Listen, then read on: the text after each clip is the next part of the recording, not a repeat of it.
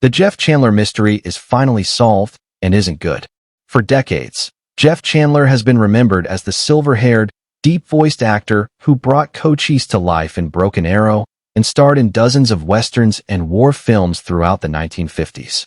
His death at age 42 in 1961 has long been described as a tragic but simple medical complication, a routine back surgery gone wrong. But this sanitized narrative conceals a far more disturbing reality that Universal Pictures and Hollywood power brokers worked diligently to keep hidden from the public. Today, we're revealing the troubling truth behind Jeff Chandler's premature death, a complex web of medical negligence, studio exploitation, personal secrets, and institutional cover-ups that transforms our understanding of this Hollywood star's final chapter. What you're about to learn isn't just a minor correction to the historical record. It's a complete reframing of a death that should never have happened and the dark forces that closed ranks to hide the truth. The real story of Jeff Chandler's final days reveals not just a medical tragedy, but a damning indictment of a Hollywood system that used its stars until they broke, then quietly disposed of the evidence. The official story of Jeff Chandler's death, a simple complication from routine back surgery, has never fully explained how a physically robust 42-year-old star could die from what should have been a standard medical procedure. This sanitized version of events falls apart under closer scrutiny, revealing a disturbing pattern of negligence, cover-ups, and studio politics that contributed to his premature death. To truly understand what happened to Jeff Chandler, we need to examine 5 critical aspects of his final days that completely transform our understanding of this tragedy, elements that have been deliberately obscured for decades, but that together solve the mystery of how one of Hollywood's most reliable leading men could be gone so suddenly and why the full truth was never told. You didn't know what you were doing. I didn't know what to do. Did you ask anyone what you should do? No, I was afraid to. 1. His death was called a routine surgery, but it was anything but. In early 1961, Jeff Chandler was at a career crossroads. At 42, the silver-haired star had built a solid reputation as one of Hollywood's most dependable leading men, particularly in westerns and war films, where his imposing 6 feet 4 inches frame and deep, resonant voice made him a natural fit for authority figures and military leaders. Though never quite reaching the superstar status of contemporaries like Gregory Peck or Burt Lancaster, Chandler had established himself as a reliable box office draw for Universal Pictures, appearing in a steady stream of profitable, if not always prestigious, productions. What fans didn't know was that years of physically demanding roles had taken a significant toll on Chandler's body, particularly his back. The actor had been suffering from chronic pain due to a herniated disc, likely the cumulative result of stunts, action sequences, and the grueling production schedules that studio contracts demanded in that era. By spring 1961, the condition had deteriorated to the point where surgery became necessary. When Chandler checked into Culver City Hospital for the operation in May 1961, both his management and the studio publicly described it as a routine procedure, a minor inconvenience that would require a short recovery before the actor could return to his busy filming schedule.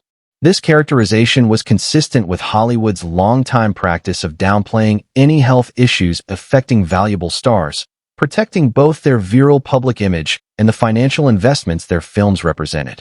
The surgery to repair Chandler's herniated disc took place on May 13, 1961. What happened next would eventually contradict every aspect of the routine procedure narrative. Within hours of the operation, Chandler began experiencing severe internal bleeding, a hemorrhage so significant that it sent him into shock.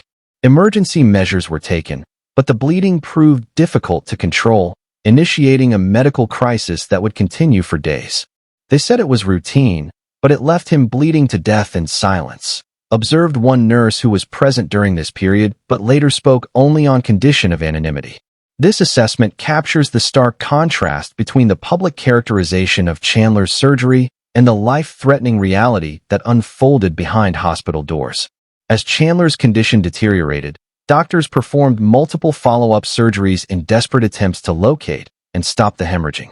These additional operations, far from the single routine procedure described to the public, placed enormous stress on Chandler's system, leading to further complications, including blood clots and infections. The true cause of the bleeding was not publicly disclosed at the time, but the autopsy would later reveal a shocking surgical error. During the initial back operation, the surgeon had accidentally nicked a major artery.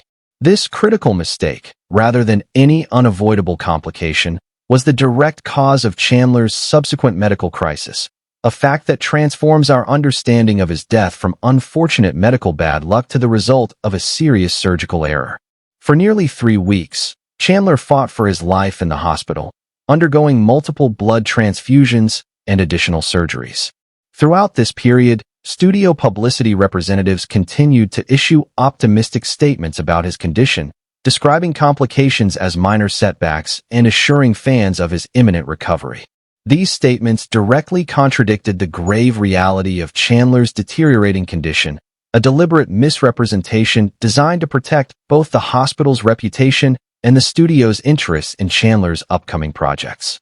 On June 17, 1961, after 36 days of what was described as routine treatment, Jeff Chandler died from complications related to the massive internal bleeding triggered by his initial surgery. He was 42 years old, in what should have been the prime of his career and life. The official cause of death was listed as blood poisoning due to circulatory complications, a technically accurate but deliberately vague description that obscured the surgical error at the root of the tragedy. This carefully worded explanation helped maintain the narrative that Chandler's death, while tragic, resulted from unavoidable medical complications rather than negligence. What makes this misrepresentation particularly significant is how thoroughly it has shaped public understanding of Chandler's death for decades. The routine surgery gone wrong narrative has persisted in biographies, film histories, and cultural memory, concealing the disturbing reality that one of Hollywood's most physically commanding leading men essentially bled to death due to a preventable surgical mistake. So, if they're going to desert, let them desert now. At least I won't be any worse off than I was before. 2. His surgeon was sued, but the settlement was suspiciously quiet. In the aftermath of Jeff Chandler's shocking death, his family took action that contradicted the public narrative of an unavoidable medical tragedy.